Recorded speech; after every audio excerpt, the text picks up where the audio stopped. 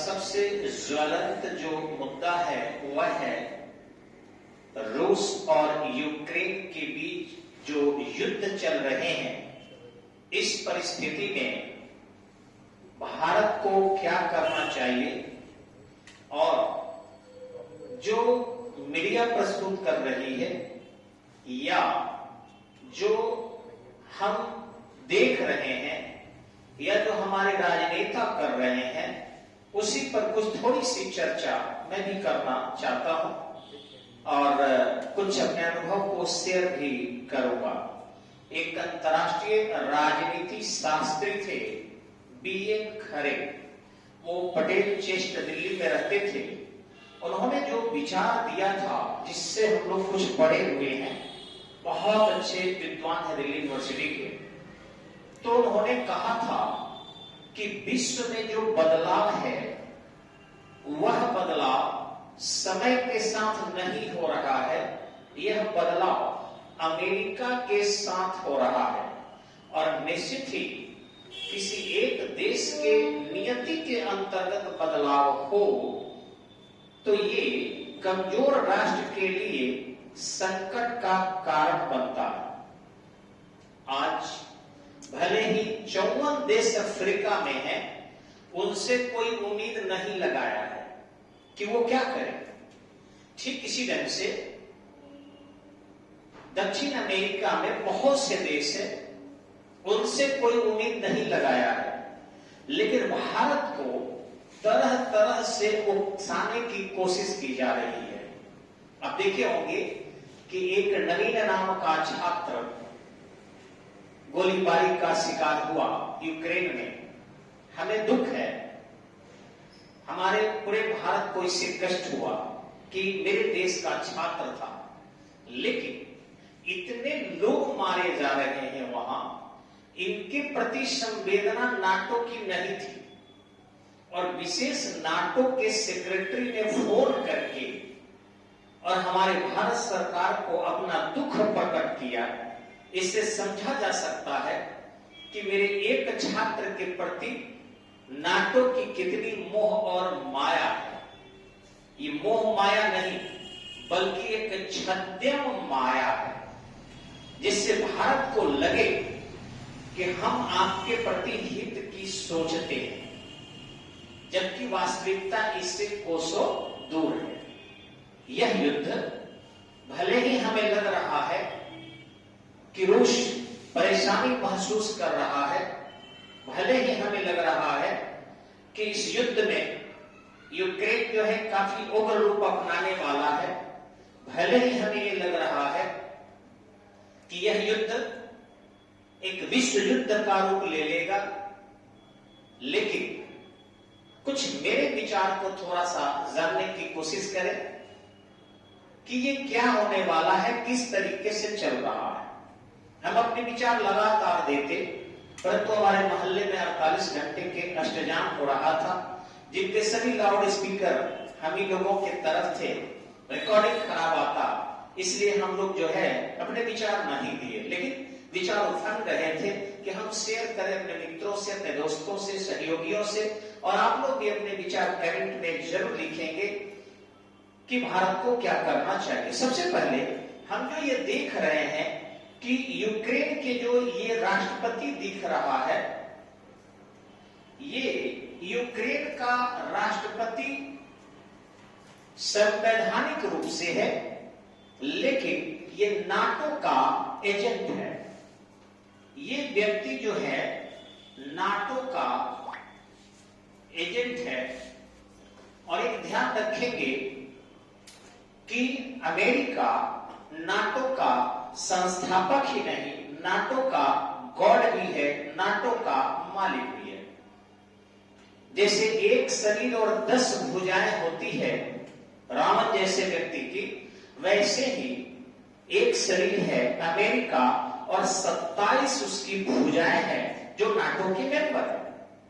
तो इस तरीके से पूरी की पूरी तरह अमेरिका नाटो को एक रावण की तरह बना के रखा है। मैं स्पष्ट करना चाहता हूं कि उसका एकमात्र उद्देश्य है विश्व पर पूंजीवाद को थोपना। विश्व को पूंजीवाद से जोड़ना नहीं, अमेरिकीवाद को थोपना। आज विश्व में सबसे ज्यादा अस्त्र शस्त्र अमेरिका बेचता है, यह सबको पता है।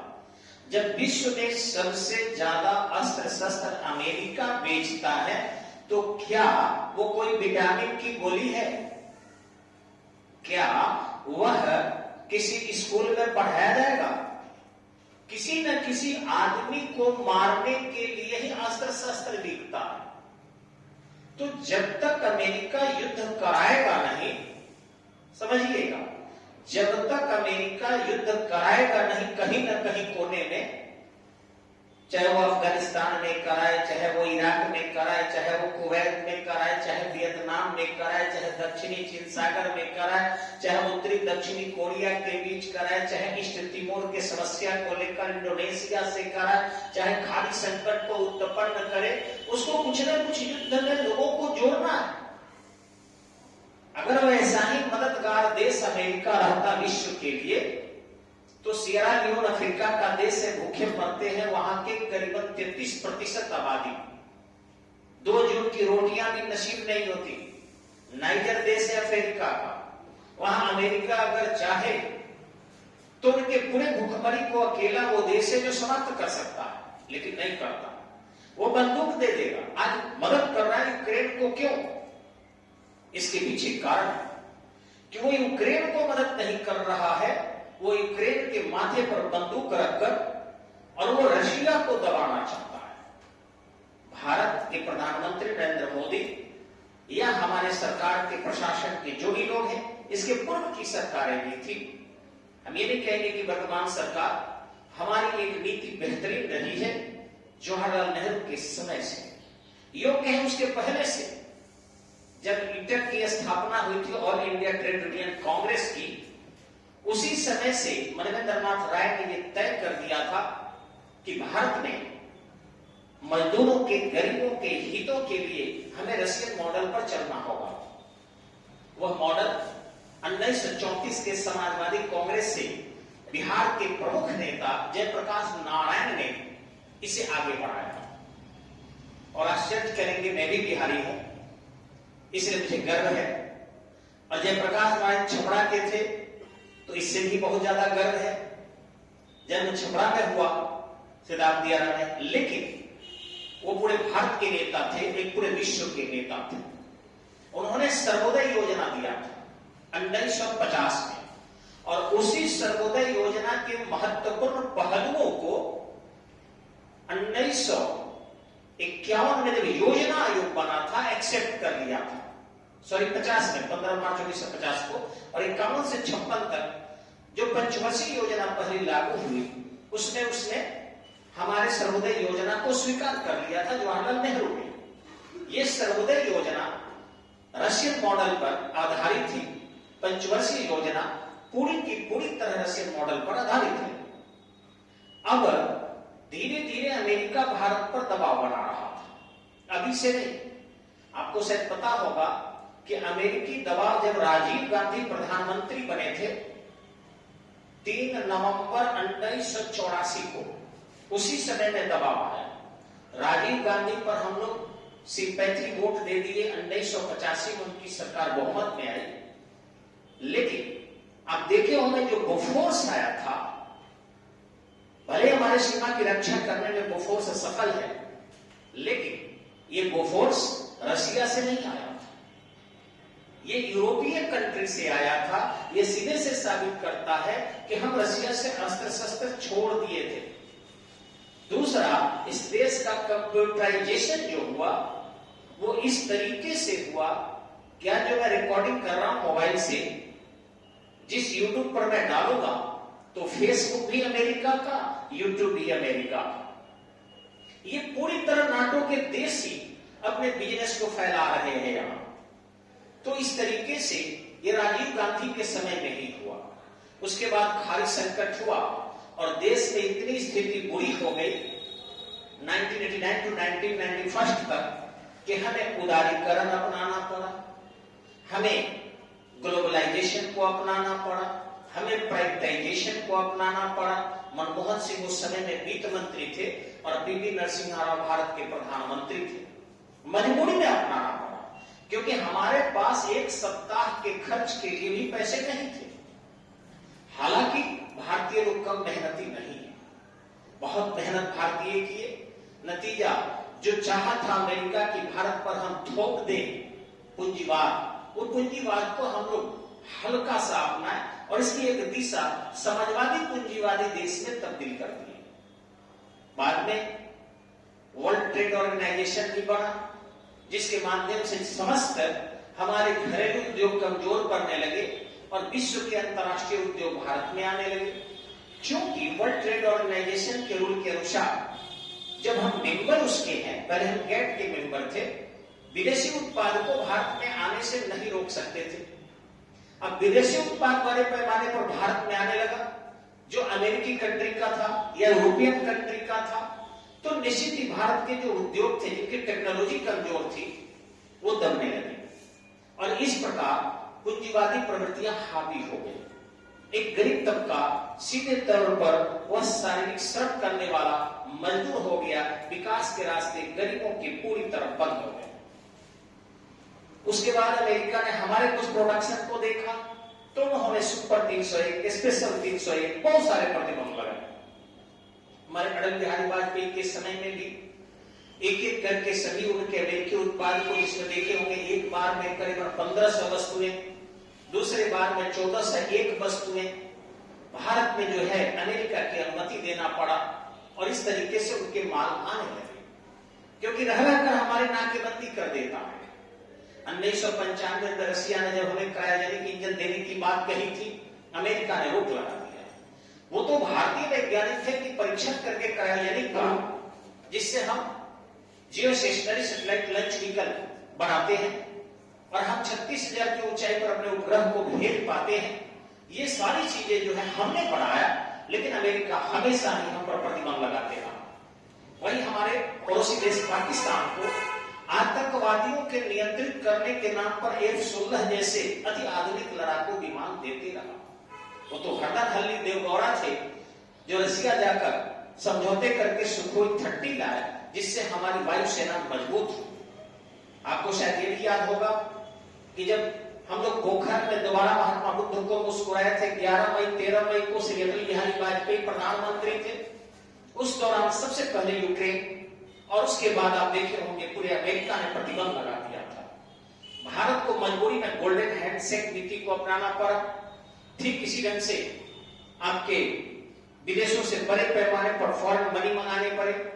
हम लोग काफी ब्याज दर बढ़ाकर लोगों को और तब अपने देश को किसी तरह संभाले, लेकिन प्रतिबंध काफी लंबा चलाए थे यही नाटो के देश।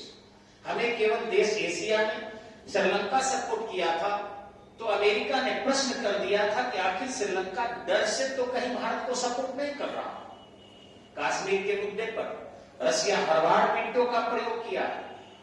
अगर आज रूस हमें मदद नहीं किए रहता तो शायद कश्मीर एक इतनी बड़ी समस्या के रूप में जन्म ले लेता, इतनी बड़ी दिक्कतें उत्पन्न कर देता कि संभालना काफी मुश्किल हो जाता।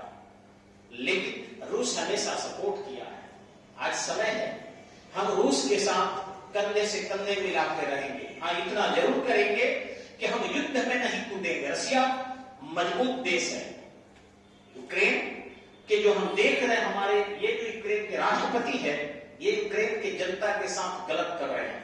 ये कुछ पुराने वीडियो को लेकर दिखा है जनता के बीच में। ये दो लोगों के बीच युद्ध नहीं है कि ये आपका युद्ध रूस के है, ये जो है आपका कोई और है, और ये जो है आपका यूक्रेन के है और ये रूस के। ये युद्ध है पूंजीवाद का और ये समाजवाद का।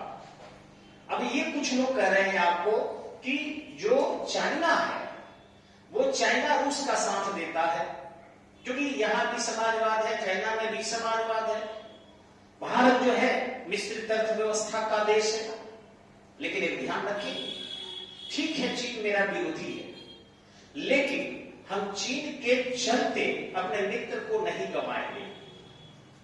हो सकता है कि मेरे दुश्मन का मित्र मेरा मित्र है, मेरा दुश्मन चाइना का मित्र रूस मेरा भी मित्र है, लेकिन चीन से हम निपट लेंगे। चीन से निपटना कोई बड़ी बात नहीं है, क्योंकि चीन ज्यादा से ज्यादा अपना व्यापार करना चाहता है। चीन अब नहीं चाहता भारत से सैनिक स्तर पर युद्ध करे। वो जानता है कि भारत में लोकतंत्र बहुत मजबूत है, भारत में परमाणु क्षमता भी है, भारत के सैनिक भी बहुत लड़ाके हैं। इसलिए इनके सामने चीन कभी नहीं चाहेगा कि भारत से युद्ध की ठने।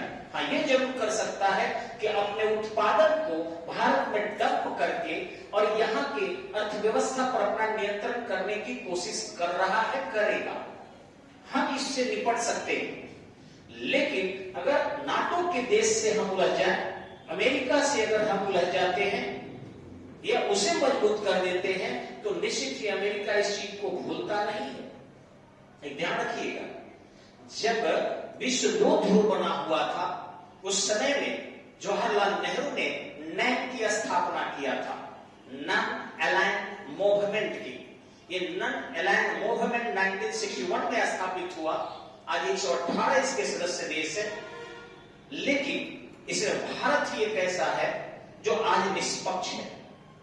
इसे जब भी युद्ध अगर दो ध्रुवों के बीच हो रही हो, भले आप कहेंगे कि 1991 में दूसरा ध्रुव टूट गया था, ऐसा नहीं है। अभी भी रशिया ताकतवर है, और मैं स्पष्टतः कहूंगा कि रूस ठीक कर रहा है। अगर रूस जैसा देश एग्रेसिव नहीं हो, अपने सीमा की रक्षा करना न जाने, अपने पड़ोसियों को अपने विरोध में जाने के बावजूद जवाब नहीं दे, तो निश्चित ही कल पता चलेगा कि ये नाटो हमारे सीमा में प्रवेश करना प्रारंभ कर देंगे। इसलिए रूस ने एक अच्छा कदम उठाया है।